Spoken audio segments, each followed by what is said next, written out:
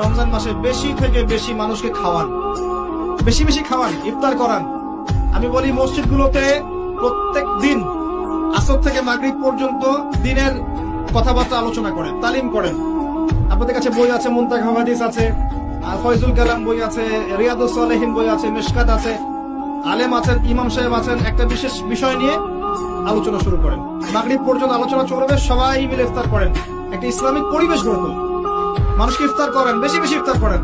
আপনার সামর্থ্য থাকলে, সামাজিক যদি পদমর্যাদা থাকে, সমাজের মানুষকে আপনি ইফতার করান, ইফতার পার্টি করে, ইফতার অ্যারেঞ্জমেন্ট করেন। পার্টি বলা ঠিক না, আসলে ইফতার মাহফিল বলতে পারি আমরা। ইফতার মাহফিল করেন বেশি বেশি, মানুষকে ইফতার। একজন ব্যক্তিকে ইফতার করালে ওই ব্যক্তির রোজার নেকি আপনি পেয়ে যাবেন ইনশাআল্লাহ। প্রজেক্ট করেন, ইফতারের প্রজেক্ট করেন, মানুষের টাকাগুলো নেন, সংগ্রহ করে গরিবদের মাঝে ইফতার বিলিয়ে দেন। দুটা পদ্ধতি হতে পারে, আমি নিজেও করবো ইনশাআল্লাহ তাআলা। দুটো পদ্ধতি হতে পারে, ডেইলি বেসিসে ইফতার দিতে পারেন, অথবা মাসের বাজার করে দেন।